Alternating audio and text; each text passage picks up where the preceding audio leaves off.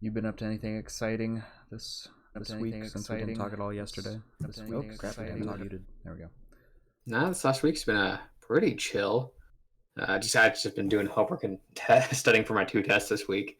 Oh, you I got put it two all off. tests. Yeah, back to back, same day, Oof. which kind of sucks. And obviously, I hadn't done any of that over last week because of IR. Yeah, me and Malia hung out That's good.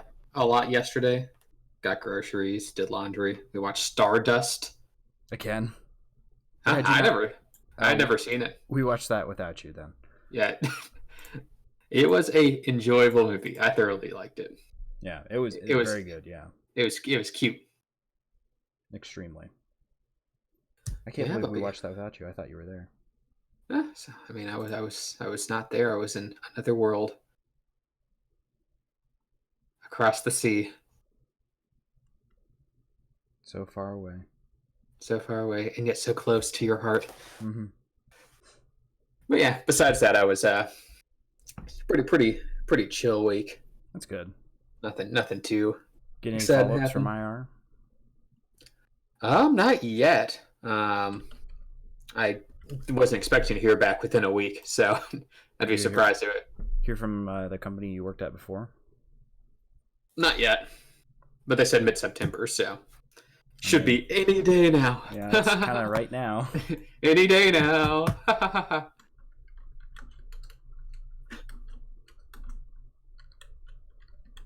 But yeah, and then I was talking to Matt a little bit the other day, and he expressed interest in being a guest on maybe a future episode involving a band of his that he likes. I would very much like to have him. You seem receptive. Turn my fan down. I'm still listening to you though. Oh, no problem. Yeah, so I say after this we can pop the question. And do Green Day? Yeah, turn this twosome into a threesome. And then after that, I think we have to do Mr. B. Where do you even find that guy? Dude, he popped up in. I'm telling you, Spotify Discovery is probably why I'm going to keep paying for Spotify. It is amazing. He has quite a few projects too.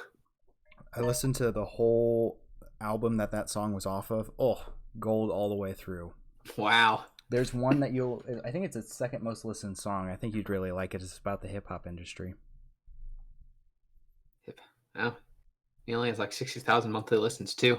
Yeah, he's really good though. Diamond in the rough. I'm telling you, Spotify recommendations. They don't care how many listens it has. They don't care, They do those deep dives. Popular or not. They just say, hey, this is kind of what you listen to. Here you go. I found some good ones in Discovery as well. It's whatever algorithm magic goes on back there. Keep up the good work. So I was supposed to have an interview today, but the dude bailed on me. The interviewer bailed on you? Yeah. It's not very professional. No. So I rescheduled it, and I guess it's now on Thursday. I'll have to make sure I make note of that. Well, at least they let you reschedule it. Yeah. Because I was prepared, and it hit. It's a little difficult because it's a California based. So they're like a couple hours behind. Right. So they're like, oh, we'll call you at 1 PDT. I'm like, okay, that's 4 EST. So I got all my stuff prepared, got ready to go, sat down at about 3:45 and waited for the call. 4 o'clock hit. I'm like, well, it's an odd shout for them to call right at 4. Usually it's within 5 minutes. Then it hit 4:15. I'm like, okay, this has happened before. I just it'll probably happen a bit later. They'll call at like the end of the interview time and be like, I'm so sorry, do you still have time to do the interview? I'll be like, yeah, that's fine. Then it hit 4:30. I'm like, oh, this is not good.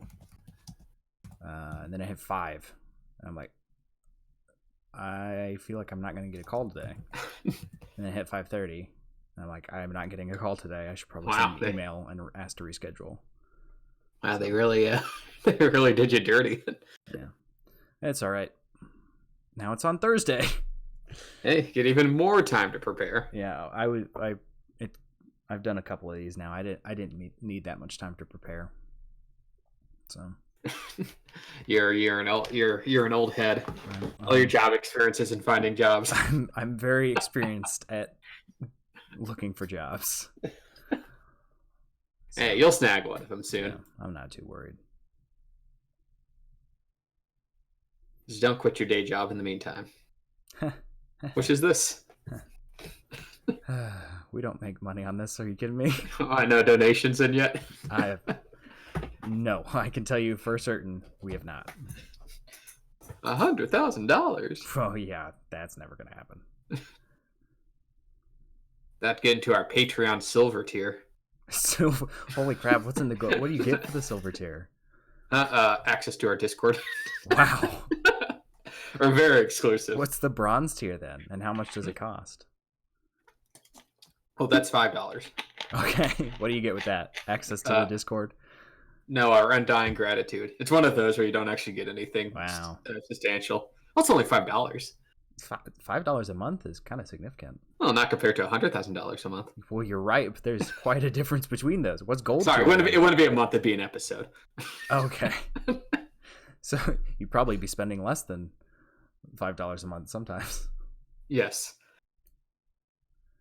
And then gold tier would be $1 million, and we just give you the podcast. Wow. I don't know.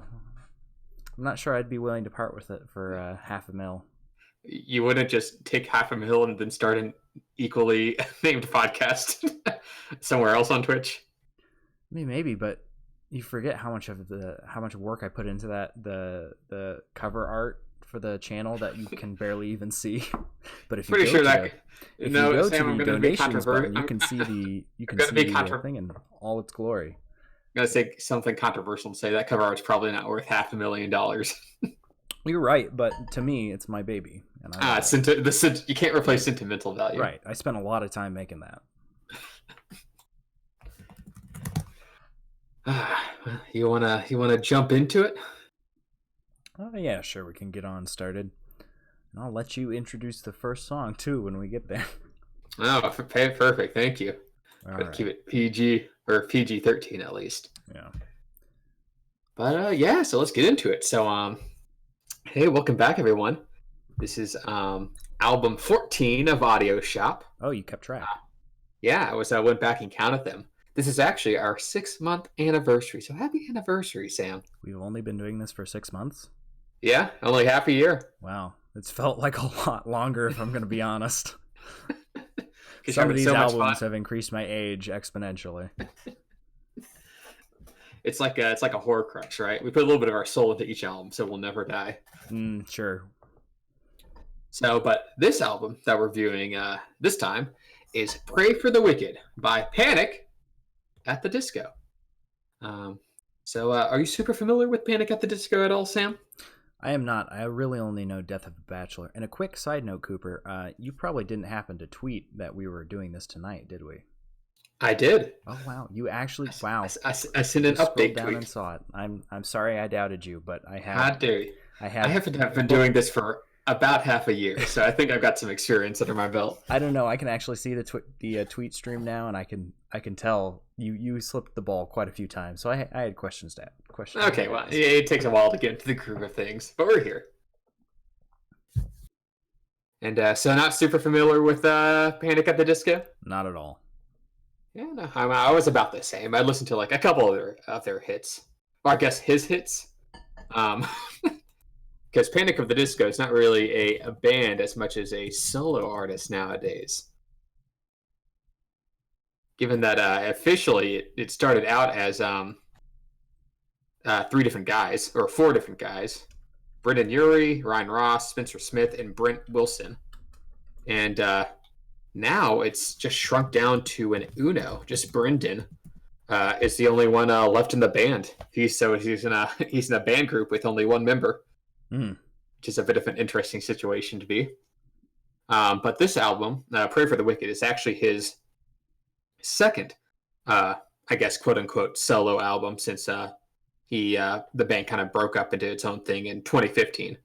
His first one was in 2016's Death of a Bachelor. So that was kind of his first foray as just Brandon Urie's Panic at the Disco. Ah, like Jeff Lindsay LO. Yeah, that's exactly what I was thinking, actually. But this is Panic's 6th studio album overall. But I guess we should treat it more as like the 2nd solo album of Brendan. Okay. And this actually was released back in June 22nd of 2018, so it's just shy of a year old. And this actually, Brendan made this right after a stint on Kinky Boots on Broadway. So there might be some musical influences in here if you can detect them. And of course, since it's a Panic at the Disco, it debuted as #1 on the Billboard 200, and it's actually the 10th best-selling vinyl of 2018. Top 10. Wow, might give away a little bit, but I find that very hard to believe. That's what the stats say. I mean, Panic at the Disco is a very popular band. I do not correlate people that buy vinyls with the people that would listen to this music. Actually, fun fact: my old roommate, when I was living in Pennsylvania, she had a Pray for the Wicked Panic at the Disco vinyl. Was she using it like a coaster? No, she was hanging it up on the wall. It was more like I see. I never heard her play it. But there we go. There, that's what I was looking for. So that's kind of the background information, a little bit of history for all you Panic heads, I guess, if you're out there. Panic heads. I'm not sure that's what they're called. I just like adding the word head after something just to label it as a fan. I think they'd go by discoers. I'm not sure. Maybe a Panic stan. How about that? No, a stan is stupid. Oh, everyone says stan nowadays. That's stupid. If we can have audio shop stands, Sam. This is the hill I die on. I'm going to say it's stupid. I'll stand for yeet. I'll stand for dabbing, but I do that's not it. I do not like the stand thing. I'm glad you're picking your battles. Mm-hmm. But yeah, we can jump right into the first title track, which is I'll censor it out since it's got a naughty word in it, but it's F.A. Silver Lining. So this is the first track on the album, and it goes. This first track does not have a lot of subtlety. It goes right into it. It's basically like this little vocal sample, kind of distorted and very soft in the background, and then it just blasts right into the main chorus of the song. Because there's nothing better than starting with the chorus, and he certainly seems to take that to heart. This album. Yeah, these songs definitely have a very also ending with the chorus, or writing any other lyrics besides the chorus. He occasionally has a verse, but these songs are very. There's not a lot of, I guess, fat on these songs. You can say this is an 11-song album, but it's only 35 minutes long. I think the word you were looking for there was meat. Yeah, I guess that too. So this is each song is basically 3 minutes, give or take a couple seconds, down to a T. So not too many leave that formula, and we see that formula put in first with Silver Lining here. Like I said, very explosive intro. Kind of gives a lot of tastes to come in this album, which is like a very aggressive percussion, this kind of blaring, kind of electronic-esque brass, and some bass underneath. Got a very pop sound to it. Very pop. This is Panic at the Disco is pop through and through. So the main question I had after listening to this was, what's so wrong with a silver lining? Like, I mean, I was trying to listen to the lyrics, and I think they're more provocative, more than they don't seem to have too much additional meaning besides it's not a crime to have fun, and fame has trappings and stuff like that. Seems to be the general theme, if there is one. Yeah, I don't know, but I'd say this song gives a pretty good taste of what the whole album is like. This one, he does actually have additional lyrics to the chorus. However, when he does sing, he changes the lyrics, but he doesn't change the vocal line. So he'll sing the chorus and then he'll sing some lyrics, and they're sung in a very particular way. And he'll sing the chorus again, and then when he sings new lyrics, he sings them in the exact same way, which kind of detracts, I think, from changing up the lyrics, because you can hardly hear what he's saying anyway, so it just sounds exactly the same. It definitely, this album definitely has a unfortunate habit of not only having pretty short songs, but songs that also run out of ideas too quickly, uh, which is not a great combination. Yeah, and I think a lot of that does kind of owe to the fact that he sticks to this formula so heavily and kind of leans into the choruses a bit too hard. It feels pretty artificial throughout the whole album, I think. Well, like he's just trying to construct pop hits. That's kind of what it feels like. And they're definitely lacking some artistic integrity. I guess if we, especially if we compare it to like the last time we listened to, by Musical Miracle, so that album was was always hitting you with something new. Mm-hmm. This one's like on the opposite end of the pop spectrum, mm-hmm. where it's going pretty much purely for catchiness. And it doesn't even do that very well most of the time. There's a random bleep near the end of the song. Did you pick that up, Cooper? I did, but it wasn't on the F word. So I don't know what it bleeped out, which I thought was funny. Like, I felt totally lost, and this is the first song on the album. That's not a good start.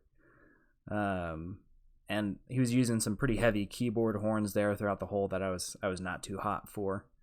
Didn't sound super right. Yeah, there actually is a lot of the horns are actually kind of a through line for this album. Yeah, I noticed a lot of the songs use these kind of the brass instruments. They're used a lot better in some places than this, though. Yeah, this wasn't the best example. Here they sounded a little, I guess probably just because the song's so bombastic to begin with. Yeah. It kind of, when everything's bombastic, right, they kind of drown each other out. Mm-hmm. And horns are kind of something that usually cuts through. So it kind of makes it a little more muddled. Yeah. Definitely brings the energy up. Yeah. This is an energetic song. There's a lot going on, which is nice. But then completely, it's like he accidentally dropped some of the lines in this one from later on when he just kind of doesn't have anything going on in the songs. So, yeah, but this does kind of establish, I'll just say the format now that I think exists in these songs. Yeah. Which is start right into chorus, small verse, chorus, this like little breakdown that makes things softer and have strings, and then chorus with slight differentiation on it in the song, and then the song ends. Not just that makes it sound short. You're forgetting the part where the chorus at the end is repeated 3 or 4 times. Yes, the end chorus is longer than the other choruses. Yeah. So if you notice, that is like 70% chorus. Mm-hmm. So you have to like the choruses if you're going to like the songs. And some songs have better choruses than others. It's such a chorus-based album. It's pretty interesting, actually, and kind of its own merit there. It's one word for it. But yeah. Jump into track number 2 then, if you're ready, Coop. I am. Say Amen, and in parentheses, Saturday Night. Saturday Night. Say Amen. Ooh, it's Saturday night. Oh, God. So I really enjoyed the beginning of this song because it's got that kind of vocoder on the high pitch. It sounds like pitched, like almost like child vocal samples. It sounds really good. It's kind of brings a new vibe. I really enjoy it. I was really, I sure hope he carries it through the whole song. Spoilers, it stops literally after 30 seconds and then just disappears for the rest of the 3-minute song. Yeah, that it does appear on, I think, 1 or 2 songs in the rest of the album. I'm just talking about this one, though. But this song particularly just instantly is kind of, again, drowned out by this wave of stadium pop. Yeah. That kind of washes over everything as soon as the chorus hits. These choruses are so powerful, they somehow like spill over into the verses. Yeah. It's This one is especially heinous about the repetition, because you know how much I get on songs that you would say don't deserve my critique for the repetition, but holy crap, Cooper. Yeah, no, I'm usually more lenient than you are, but I think this album really falls guilty towards it. I'm talking about this song in particular. This one. Oh yeah. this one definitely hits deserves the stake for repetition. I mean, I have it right here in my notes. Song is mostly chorus. I have 2 lines about this. There was nothing to say other than the chorus. I mean, it has some interesting things, like the glitched vocals, which kind of come back when the verse hits. Mm-hmm. And I mean, we haven't said it yet, but I'll say it now that Brendan is a pretty fantastic singer. He is, but he doesn't do enough in this album, and I'll get to that later. He really doesn't. Listening to his old stuff, this one felt oddly subdued vocally, mm-hmm. which is odd given how insane some of the instrumentation is. Yeah. But when he hits a high note, it's like he hits a high note in the middle of this. I think on one of the choruses, he hits a really high note. I'm like, oh yeah, this is the guy who did Death of the Bachelor. He's got some range. Yeah, and I really like he does some nice changes in the vocal line, changing it around, kind of going low to high, that kind of thing. That kind of reminds you of the skill he has, but it's just not there in this one. You just keep singing Saturday Night, and not even the good way. Crap, what's that other song? What, by Elton John? Yes, thank you, the Elton John song. Saturday. That one's Saturday. good. Also very repetitive. But... Are you saying Panic at the Disco is not this generation's Elton John? Yeah. That's probably a fair assessment. But yeah, so this song's pretty repetitive as well. And it won't be the last. Yeah, this one is... I think it might be one of the most repetitive ones on the album, but don't quote me on that. I mean, I tend to agree. But this album, even though it... Another thing is, it's like I said, it's a short album. It's like 35 minutes long, 30 to 35 minutes long, which is the shorter end of albums. Yeah, it kind of felt longer than most albums we've listened to. Oh yeah, I 100% agree. I started listening to this, I thought at 7, and I looked at my clock and it was almost 8. But it turns out I started at 7:30. This album feels so much longer than it is. The repeated chorus kind of make things melt together a bit. Yeah. It's like eating toffee, It's all one consistency. Mm-hmm. Skipping along to track number 3, it's Hey Look Ma, I Made It. Anything to say about this track, Sam?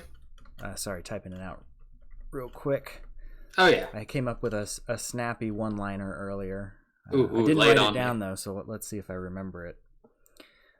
Hey, Ma. Hey, look, Ma. I made it. A bad album.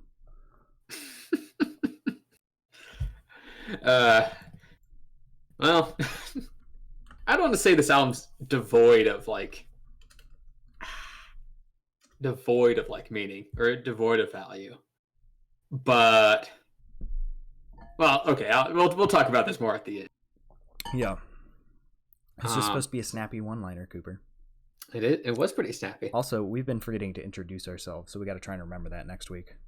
Okay, yeah. I guess it's a little late for that. But... yeah, about what? We're 23 minutes in. By the way, I'm Sam. Hi, I'm Cooper. Nice to meet you. Imagine someone doing that 25 minutes into a conversation. Yeah. They're just talking at you. All right. Well, I don't know if you mentioned this already, but the synth horns are back in this one, but they sound significantly better. There's definitely. I'm not sure what he did different, but it was a lot crisper. Yeah, I think it's just because there's not as much going on. So to drown it out. Exactly. And then you get about a minute in, and there's just like nothing going on. It feels way too stripped back for the third song on the album, not to mention a minute into the song. It feels like he's going to build up, but he doesn't actually build up. It just kind of stays super low key for the third song when the past 2 have been very, very high energy. And then he repeats the vocal line the same way, absolutely no backing, which sounds extremely out of place. This is about 2 minutes into the song. I'm not sure if it's the chorus or the pseudo chorus, which is the one additional lyric he wrote in besides the chorus. And everything drops out besides a little bit of bass, but he sings it the exact same way. And it sounds so strange. Just because it's an odd. I'm assuming you're talking about the last kind of chorus breakdown where it has kind yeah. of the trap beat comes in. Mm-hmm. Yeah, but he doesn't change up his vocalist style, like He just copied and pasted it. Basically, which doesn't. Usually it works, but usually you also have instruments, and when you don't have instruments, you can't just sing the exact same way. So, I don't know. I mean, I did like the fact that he does this a couple times, where like the last chorus kind of has this like backing choir kind of join in, and I'm always a sucker for that. But it doesn't really mesh too well over this trap beat. No, that comes in. So yeah, it's not the best either. And I know we've already said this quite a few times, but I'm going to get extremely repetitive saying how repetitive this album is. This album, I mean, if this was on in the background of like some place, it's just like a kind of a club pop album. I guess it fulfills its duties. But any sort of like solo listening experience or just like just listening to it by itself, everything kind of falls apart around it. I mean, unless you're like focused on another task, you're gonna get annoyed by it. Like I wouldn't even listen to this while doing something else. It's too loud. Yeah, well, like I listen to the album while driving, and it, even focusing on driving, it was still so dang repetitive, and it's just, I don't know, it's too much repetition. Yeah, and speaking of that, we can go right into track number 4. Oh boy, High Hopes. I heard this one before though. Yeah, I think this was like the lead single of the album, I want to say. Which is kind of. It was sad. Definitely. It was one of the lead singles. Let me confirm that. Well, while you're looking that up, High Hopes, Look Ma, I Made It, and Say Amen Saturday Night were the 3 singles. So wow, they boom, boom, boom. Wow, back to back. Honestly, I feel like he led the album with some of the worst songs on the album. Yeah, this is it got better as we went on. I typically, which is interesting, is I think typically we're a bit harsher to the back half of albums than the front halves. But yeah, I'm about the same, where the back half songs are actually he opened it with his weaker music, which is an interesting tactic to say the least. I guess he really is a singles artist. Yeah. Because if you're not listening to an album format, it doesn't matter. You know, traditionally when records were made, or I guess they're still being made, they're going to pass CDs this year or something. He was selling vinyl. Yeah, that's a good point. Why is he starting with the crap then? So you start with the good stuff to get them to listen to the back half, which isn't as good, you know. But if you isn't as good, or it's like more experimental, right? If you have the A side as junk, no one's going to listen to your B side because they're going to assume it's even worse. But yeah, it's repetitive. I'm glad he repeated the opening vocals twice because I didn't hear it the first time. I really enjoyed that one was sarcasm. This one's not. I really enjoy about a minute in where he shows off his vocals a bit. That rising chorus line. Oh yeah, that's kind of. Really. Sorry, go ahead. Oh no, I was just agreeing with the fact that, like I said, his vocals are killer. You can't fault the guy on that. He's a great singer. He just isn't showing it off. I mean, if I'm gonna be honest, maybe the idea that this is a band that's now only comprised of the lead singer, it starts to show in his music. Yeah. Brendan, if you're listening, the reason we're hard on you is because we know you're better than this. Come on. Brendan, I liked Death of a Bachelor. And that was your solo album. We know you got it in you. Yeah. I mean, I know it was 2 years since you released an album. You felt like you had to release another one. No one's expecting you to release an album every 2 years. You're a one-man band now. You know, take some time. You know, make another album like Death of a Bachelor. Show off your range. You can do what you want now. Or maybe this is what he wants to do, and that's why it's crap. Maybe rent was due, and he needed to make another album. I find that difficult to believe. But you know, $500. How am I going to make it this month? Who knows what his lifestyle is like? But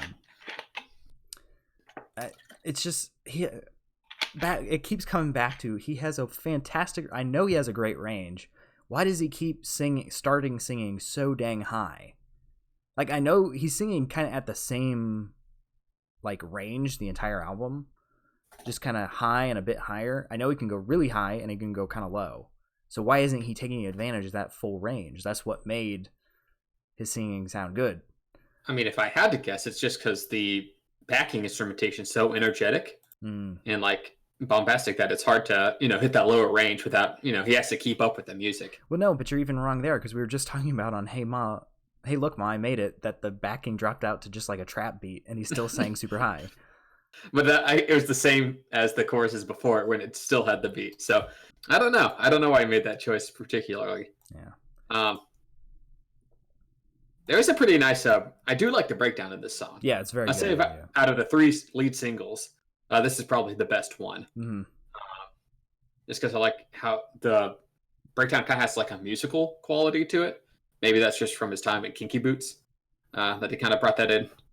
Kind of wish he would bring more in that to this album. Much more. Having have a musical edge to a pop album would be actually probably a pretty interesting listening experience. Yeah. But it only shows its head a couple times.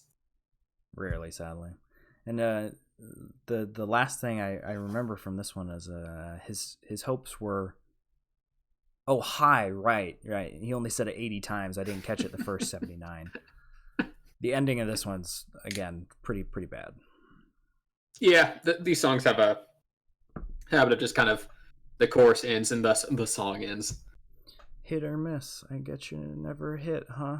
Is that a dead meme so, yet? I'm pretty sure it died a little bit ago. Oh well. It'll be an archive. Yeah. Jumping to track number 5 then. Roaring 20s. Yeah, we're almost back into the 20s again. I know. My first thought when I read the song title was, he missed a hat trick with this one, waiting to release it until 2020, because that would have been, I'm sure that would have gotten onto the charts pretty quickly just due to the fact. But it may be oversaturation. I don't know. I thought it would be cool if he released it in 2020, but I'm sure it's not a good song. So maybe she's getting ahead of the game, because I imagine everyone's going to be making 2020 jokes whenever it rolls around. Right, but he's talking about him, I think, because how old is he? Do you know? I assume in his 20s. Otherwise, this song's kind of weird. Actually, no, because Panic at the Disco started in 2004. So he's probably in his mid 30s. Yeah, he's 32. Okay, well that's he might have written this when he was in his 20s. So yeah, so if he was like 20s. In his 40s, I'd be like, okay, that's kind of weird. But and if he's in 40s and hitting these notes, I'd be really impressed. Yeah. But Roaring 20s. I think this song actually, is the first real instance of him switching up the style. Which I think which is to a positive. And this is when we're starting to get into the back half where things get a little more interesting. Mm-hmm. Where this one has almost like I want to say like Bollywood type influence. Almost like I was kind of getting an Indian vibe from it. So the reason you're thinking that is because right at the start of the song with the trumpet uses a quarter step, which is not used in Western music at all. So that's used to convey either there was and last week when we listened to what was the one with the Egyptian theme? That was a quarter step. Generally, you think of East Asian music when you think of the quarter step. And I was really excited when he used that because it is not used in Western music hardly at all.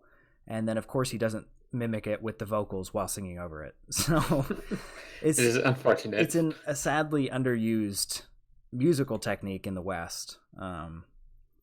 Just because, we decided our musical scales differently.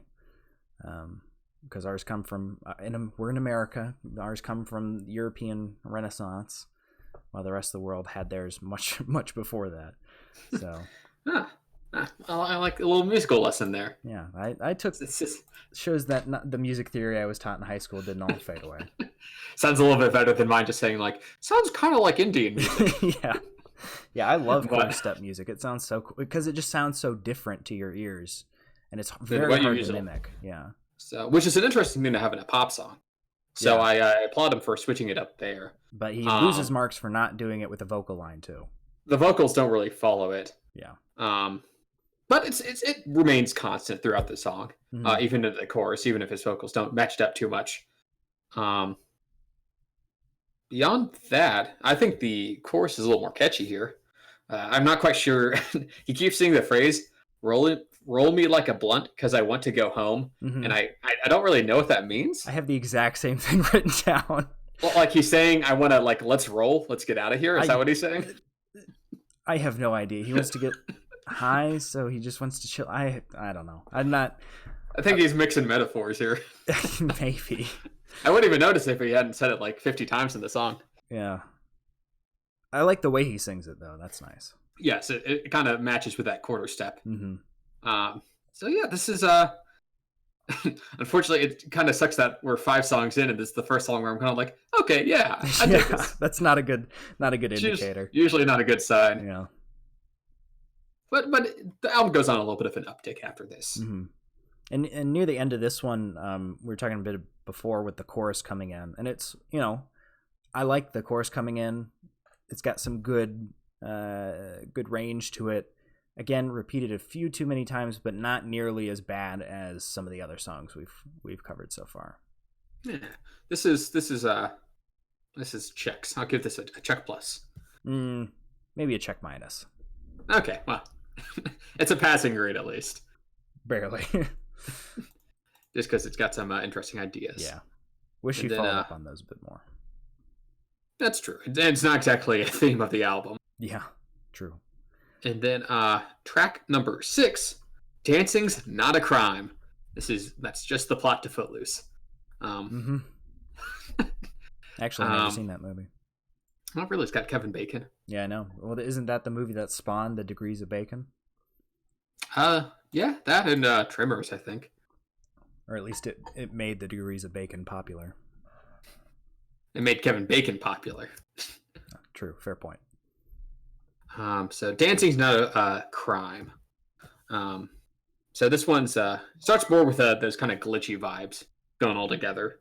And this one's probably the most upbeat song on the album, I want to say. It's or next to the most upbeat song in the album. It's a very what I'm trying to think of. It kind of gives me almost a vibe of like, this is the song that plays over like credits on like a movie. God damn it, Cooper! What is going on with you today? I swear I didn't look at anything. Word for word, I wrote this one feels like the end credit song for an early 2000s high school drama movie. Hey, so we were getting the same vibe. I'm not sure why in particular, but this does feel kind of like a clearing out the theater. I think it's because it's so unoffensive. It's just like a very happy. It's got like yahoos going on in it. Yeah. I think we need to spend some time apart. We're becoming a bit too similar in our judgment of music. Or even finishing each other's. So this song. Okay. I'm not gonna do that cliche with you. Well, okay. The chorus is really good. I liked it. Like you said, it's got a really good beat and it's good. Holy cow! Like he started this one high and then he went even higher. Yeah, these vocals. unless this is edited, his range is freaking ginormous. I like to think they're not edited, since he usually does these songs live as well when he tours. I like to think so too. So yeah, no, Brendan's dude can hit it. But yeah, this song still follows the pretty much exact same guide that all the other ones: chorus, verse, chorus, breakdown, chorus.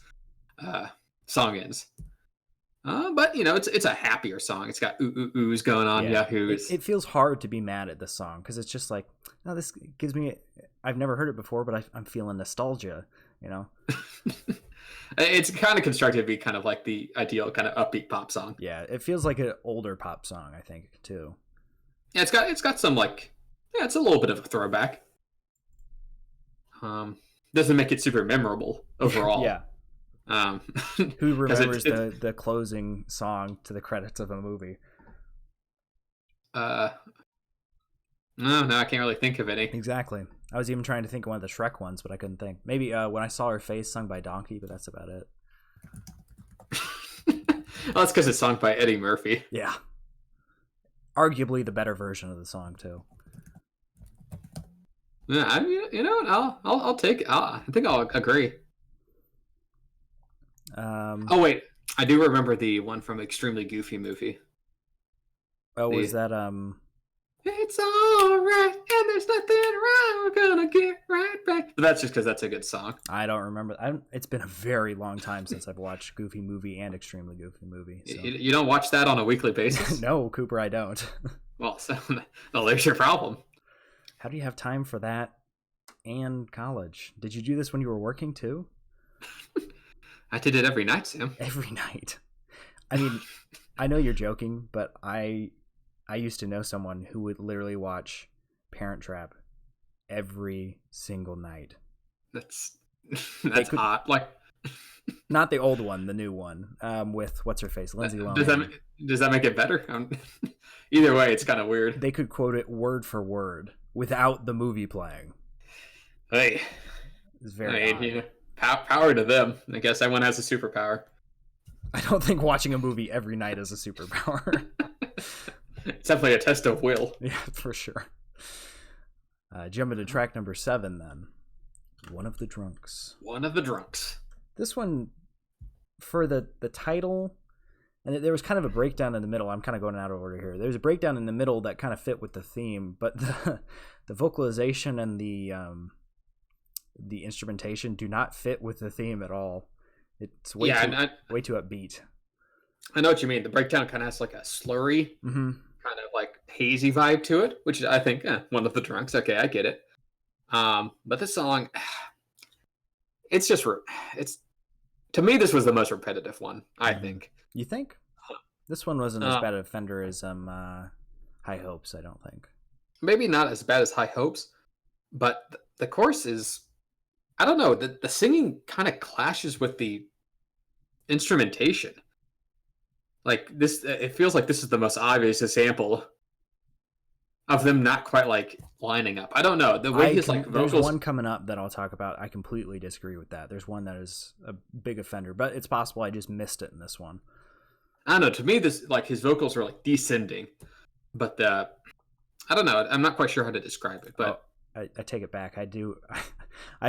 This song is so forgettable. I forgot which one it was. I do have written not many lines in this one, repetitive even for the song so far. Hey, there we go. So I guess I can't remember this song at all. I only remember the breakdown. So this one, I don't know. It's super repetitive, and I don't care for the chorus more so than the other songs. Which, you know, when the chorus is like your skeletal structure, that's not a very good thing to have. Plus, it has like this really weird like sketch thing. Mm-hmm. It's like just like 20 to 30 seconds of like distant like talking that I can't really understand. I liked it, but then again, I like sound effects and noises, so I guess, but I couldn't even like make heads or tails of it. Yeah, but it was nice. It was like the song at the bar had gone off and everybody was clearing out, you know? Yeah, I guess, but I feel like that could have been executed better. Yeah, you're right. Than like you being in the like the bathroom in the building over seeing the people leave. Yeah. Exactly. Yeah, that's all I had for one of the There's Drunks. not much to say about that one. Not much there. Jump into track number 8 then. The Overpass. The Overpass. Man, the start of this one, man, it amped me up. I was like, oh yeah, it builds up really quick. And you're like, oh man, this sounds awesome. And then it just instantly kills it. Yeah, it's got this big band feel to it. And you're like, oh boy, here we go. Brendan's vocals are like a big band sound. And then it kind of drops off. But I think it still keeps up the energy. Not kind of, Cooper. Some random girl says, talk to me or something. And then it just drops to extremely cut back, nothing instrumentation. I think you're overselling the cutbackness. It doesn't keep as much of the big band feel, but I kind of like the mixture of it. It has a little bit of that hip hop flair in it, and then a little bit of the funk mixed in with the big band. Fair enough. You're a bit more of a hop head, if you will. A hip hop head. No, just hop head. Just a hop head. Yeah. Probably get beaten up if I said that to someone who actually listened to hip hop. Oh man, I do like my hip hop though. I do like my rap, and I did like. And I think the song I liked how they had the female vocals kind of doing a call and response underneath Brendan's usual vocals. Thought that had an interesting twist to it, and the occasional like, "Let's get it" from the female vocals. Yeah, that's very That's like very 90s hip hop. And I'm a sucker for 90s hip hop. It's a little cheesy, but like it adds character to it. Yeah, this one I didn't have a ton, but there was one line that was pretty creepy. It was everything about you is perfect down to your blood type. Like, okay, I did not catch that line. That's a little creepy, man. And you're asking her to meet you under the overpass? I don't think she should go. Is Brendan gonna steal her blood? Is he a vampire? He kind of looks like a vampire. Yeah. I didn't know what he looked like. I don't know what I was expecting. I think I was expecting, because I really only know him from Death of a Bachelor, right? So I picture him in a suit singing at like a smoking bar. And then there was a meme I had remembered that I looked up, and all the pictures I see of him are dressed up as like a circus. He looks very emo. He definitely kind of has that vibe. He kind of has the maybe he's trying to go for the emo Dracula look. He's been trying to tell us through his songs this entire time. His band members left because they couldn't watch see their friend turn into a monster. Yeah. And it's culminated in this album. Somebody get him off the streets. But the energy I was talking about at the beginning kind of comes back a little bit towards the end. It brings it back up with him singing, and that's really nice. And then it just cuts at the end, which kind of killed it again for me. Yeah. This song just kind of ends. Yeah. Even a little more obviously than some of the other ones. There really isn't any transitions anywhere on this album between songs. No, like you said, he's a singles man. You could as well put it on shuffle, and it's basically the same experience. Probably a little bit worse though, because it'll be like eating mashed potatoes and occasionally hitting a crunchy part versus eating chips and then eating mashed potatoes. or using chips to eat mashed potatoes. That sounds actually maybe not too bad if you use the right chips. Oh yeah, maybe it's like a sweet potato. I'm thinking something. It's got to be a thick, with some saltiness. Thick chip, yeah, with salt. Ooh, okay. Not one of those thin like Lay's chips are terrible. Don't use Lay's. No. Use like a nice you gotta salty. Get like some kettle cooked or something, or one of the ones with Ruffles. Not the brand Ruffles, but the same kind of. With the riches. Right. I could go for that. Oh, what we were talking about? Oh yeah, this album. Jump into track number 9, "King of the Clouds." King of the Clouds. My first thought was Backstreet Boys when this started. I was like, oh, this is exciting. Oh, because of the kind of a cappella stacked vocal thing he has going on? It kind of had a boy band vibe. I guess this is a boy, and he's the band. Mm-hmm. In a very literal sense. But yeah, this one is a little hypnotic. It's got that kind of a cappella intro to it. It's going for, I guess, like kind of a heavenly aura, which I think it succeeds at. Mm-hmm. Kind of paired with a more bombastic energy. I guess that's, King of the Clouds. You're going to be in the clouds. That's what he's going for.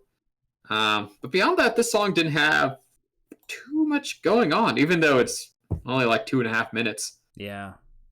I mean, he used strings, which I liked quite a bit, but it just, but I listened to this song, I don't know how many, at least 3 times, and I can't remember it. It's just kind of forgettable. Yeah, these songs they don't have a lot of, like we were talking about ridges, right? There's not a lot to grab onto. This is a smooth chip. Can't grab it in the bag. Not a lot of caffeine, as you would say. No, I'd say it's not cool and clean and no caffeine. It's like drinking river water. It might hit a rock occasionally. River water. That sounds terrible. Have you seen? We're going so off top. This album's so bad. I think this is the most off topic we've been in a long time. They make caffeinated water now. They've always made caffeinated water. Oh, well, this is news to me. Yeah, I mean, I hate it, but it exists. I saw an ad for it the other day. I thought it was a new thing. No, it's in Europe. They drink it all the time. They love it over there. That's so weird. I wouldn't recommend it because it tastes funky. It tastes like tonic water. Ugh. It's like the people that drink just carbonated water. I don't know why club soda tastes so bad, but apparently it tastes good to some people. It tastes good if you mix it in with other drinks. Well, yeah, of course. That's like you're making soda at that point. But like, my parents got a Soda Stream like 10 years ago or something, so I tried making club soda because I was like, there's no way there's no way CO2 just makes water taste that bad. And yes it does. It makes it taste that bad. Yeah, no. I'd stick with flavored water if you're gonna get carbonated. Yeah. Jumping back to the music. Oh yeah, track number 10, Old Fashioned. And this one, for a song named Old Fashioned, it starts with a trap beat, which is kind of hilarious. Yeah, this one was a bit odd. So this is sorry to cut you off, but this is the one I was talking about earlier that does not fit with the background music at all. I'm pretty sure there are points because it's a saxophone, or at least a faux sax kind of thing, where he's even producing dissonance between the instrument and his vocals. Yeah, this one kind of does the Bollywood half step thing as well. At least a little bit is what I got. I didn't pick up on that at all. Maybe it was just because it was different. I kind of was thinking of the better example of the Roaring Twenties. Yeah, which I guess is also kind of a throwback to like old times. Does he just think that everyone listened to half step music in the past? No, I mean I don't think half step music was ever super popular in the past in America just due to racism. No, I'm just thinking, does he think it was? It's possible. I'd hope not. He's 32 for God's sake, but yeah. So it does kind of have that interesting melody with kind of a brass mixed with trap beat, which is definitely not commonly heard. But then the chorus just becomes super generic again. Yeah. Which unfortunately, if he was gonna go with the weird stuff, I kind of wish he had committed to it for the song. Right, you're allowed to have one throwaway song, you just kind of experiment on it, but yeah, he couldn't resist pulling back in. Yeah, I really like he does the soaring chorus kind of thing again on this, where he shows off his range, and I really love when he does that. But then he throws that faux sax in there when he hits a dissonant. There's one note where the sax is playing one note and he's singing another, and it produces dissonance for a split second, and it sounds so bad. You don't think these brass instruments were live performed, Sam? No, absolutely not. Especially not the saxophone. Maybe the brass instruments, but the sax, absolutely not. Yeah. And why does pouring liquor remind him of his youth? Was he an alcoholic at the age of 5? I think that's kind of been a running theme of his songs, is that a lot of alcohol. I mean, I guess when the rest of your band leaves I think he's just going for like party ideals, right? He's had many parties when he was young with a lot of alcohol, and now that he's in his waning years, Twilight 32, years. 32 years and 32. He's on his way out. Yeah, he's getting nostalgic for it. Yeah, I mean, this one really drove home for me how much I dislike he keeps ending on the chorus. Like, is that something other artists even do? I can't remember now because every song has ended on the chorus. I mean, it's for pop songs, it's not uncommon, but usually it's not so blatant in their albums. I can't remember anything else. I'm gonna have to listen to other music after this. Pray for the Wicked has leached onto your brain. Yeah, it's. I listened to it driving up to help Jonah move yesterday, and that was about 30 minutes of the 2-hour drive. I was like, oh, I can listen to it a couple times and get a feel. I listened to it the first time, and I was like, I don't think I can play it again. Not even on the way home hours later. I can't do it again. Not again. It's a little too much, a little too repetitive. Yeah. This is interesting. This album's literally a third of the length of The Wall, but I probably listened to The Wall twice before I listened to this album twice. I'd listen to The Wall 100 times before I listened to this twice in a row.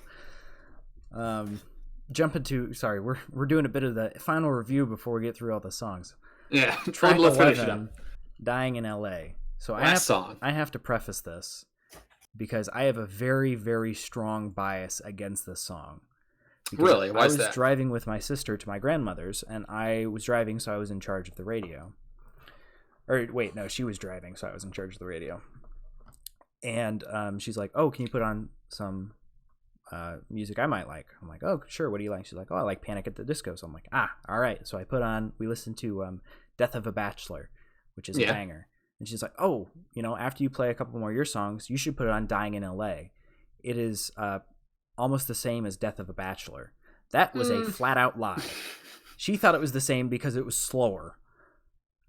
I mean, this one's basically, if anything, this is like the one different song on the album. Yeah. Compared to everything else. Because like you said, this one's like the slow burn ending song. And yeah, it is not Death of a Bachelor. No, that was a lie. Not that this is a bad song. I mean, maybe you've been turned away from it a bit. That's possible. I think it's a little too late. I like changing up the formula.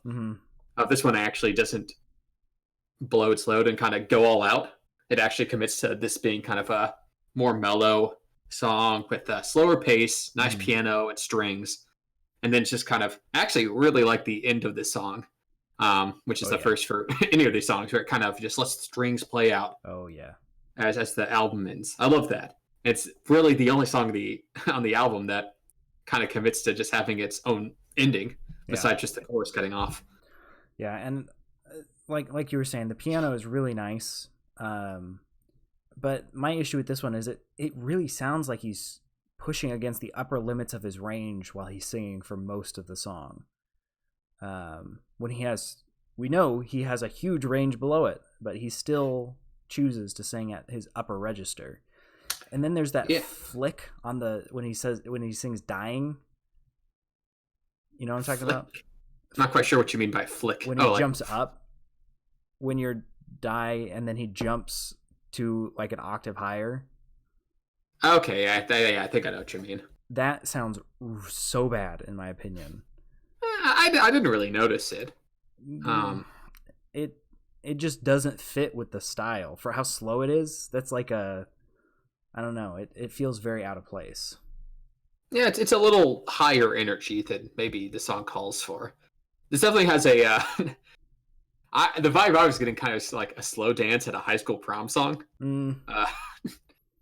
Where it's still got enough energy that people can kind of dance to, but it's like slower. Just makes me think of that video from the Catholic high school of people dancing to oh crap, I can't remember the song, but it's like a trap song, and they're square dancing. Cotton Eye Joe. No, not that. I like to think Cotton Eye Joe invented trap. Sure. But as you were saying, the strings with the birds, I don't know if you picked up, there was bird song. Oh, I didn't. Perfect way to end the album. It ends beautifully, doing a complete disservice to the rest of the album because it was not written to the same high standard. It definitely is a completely different ending to the intro to this album, which is like basically as about as subtle as a brick falling on you. Yeah. But no, I think I thought it was a pretty serviceable ending for an album. Yeah. He keeps talking about the power of LA. To what? Kill people? I don't know. I'm not sure if maybe he was born in LA. Maybe he lives there now. Yeah, maybe that's where he. No, he was born in Utah. Oh. Maybe just the glory of LA, right? The kind of the dream-like stance. Now people like glorify Hollywood, like the city. It's kind of like that idea. Maybe.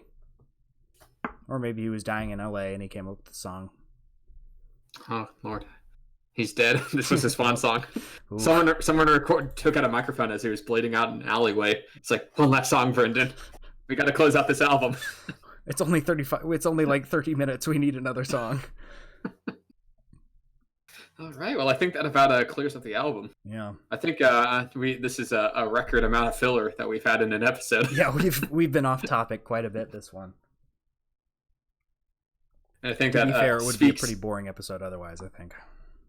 Yeah, this is not one of the better albums we've listened to. Yeah.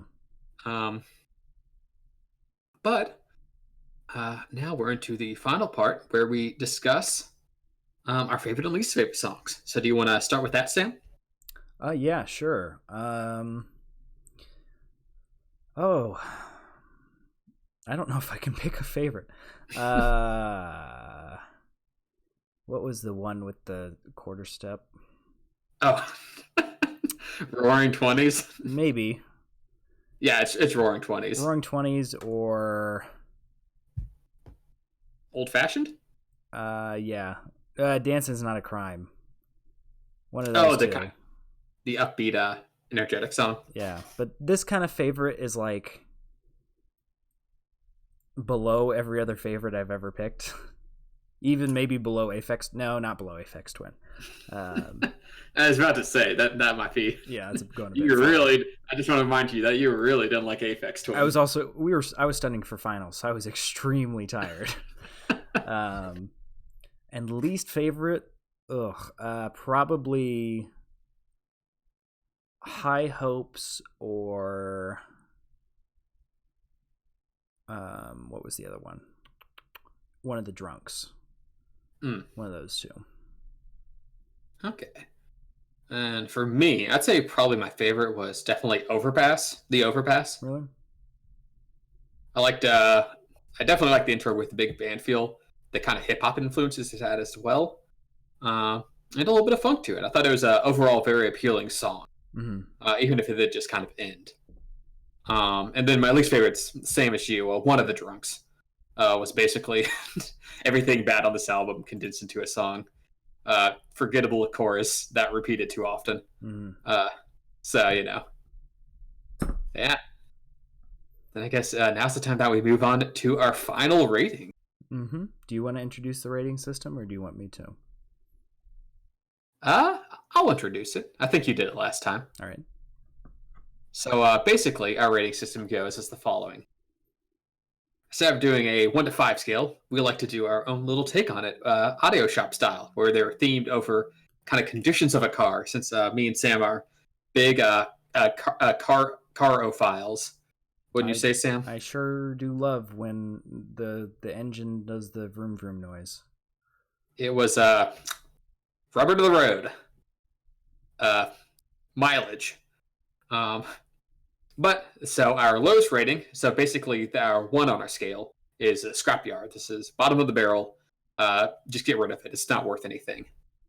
And second is showroom, which is our best rating. This is primo, creme de la creme, top of it all. And we really recommend. And then we'll say high or low, depending on, we have a little wiggle room in there. And so Sam, what would you say is your rating overall? So this might come as some surprise to everyone listening, but I'm going to give this a high showroom. Wow. No, this is scrapyard. I was thinking used rental, but that was a bit too nice. I wouldn't recommend this. When I was talking to Carmen the other day, and for you listeners at home, she was the one we did a bonus episode, not bonus episode with, but a guest episode with, for another terrible album. But when I told her we were listening to Panic at the Disco, she was very excited and was immediately not excited when I mentioned that we were listening to Pray for the Wicked because it was such a bad album. It's not enjoyable. There's not much here. There's not really any redeeming qualities that would be like, hey, you don't have to listen to the album, but listen to this song. Kind of just skip all of them and you'll be for the better, I think. Oh yeah, I'll be a little more forgiving on this song or on this album, and I think I'll give it a used rental. I don't think it's, for me, Scrapyard's something that is actively painful to listen to. This was actively painful to listen to. Which, obviously that's subjective. For me, I didn't actively dislike this album all the way through. There were points where I'm like, okay, this is a decent pop song. That I could maybe get some mileage out of. Just as a project as a whole, it just doesn't offer anything, I think, new or substantial to the Panic at the Disco discography. The choruses are repeated too often. They're overplayed. The novel ideas or anything really interesting to the project is kind of few and far between. So maybe if you put this on shuffle and put this in a playlist for party music, you'd get some use out of it. But mostly, I'd say stay away from it. Listen to Death at a Bachelor. It's a better Panic at the Disco album. Yeah. Maybe keep this one on the back burner to clear out your house parties. I mean, I could see the being slipped into like a club, like a playlist. Maybe a couple of them, but some of them do not have that vibe at all. But yeah, so this one was a bit of a letdown. I was hoping it'd be better. Yeah. But well, you know, there's always next time. Yeah. Jumping on to our final segment then. The spare tire. We created this a couple weeks ago, and it's basically what other music have we been listening to. I treat it as what has been my earworm. Cooper sometimes just treats it as here's an artist I've been listening to. So, but yeah, so just kind of something we could slip in that we can usually talk. Kind of the little mint after the dinner to get that taste of burnt mashed potatoes out of your mouth, since this one was particularly bad. You want to start, Yes. Cooper? Yeah, I will. So haven't listened to too much new music this past week, just with job fairs and such going on. But if I had to recommend something right now, this is definitely not going to be for everyone. So that's my little caution warning coming by. But I would recommend listening to JPEG Mafia's new album, All My Heroes Are Cornballs. JPEG Mafia, or Peggy, as some know him as, is an excellent hip-hop artist who makes these very experimental and just out there hip-hop songs. They're going to have things that you've never listened to before. And this newest album that just came out last week, All My Heroes Are Cornballs, I think is very excellent and really helps cement him as a person to watch out for in the future. Plus, they also have some of the best rap titles I have ever heard. Mind if I read you a couple, Sam? Go for it. One is Jesus Forgive Me, I Am a Thought. There's also, of course, the self-title, All My Heroes Are Cornballs. Grimy Waifu. One's called JPEG Mafia Type of Beat, which is just the name of him over his own kind of beat. So it's a good and I'd recommend it if you're into something that's unique and just a different take on hip hop.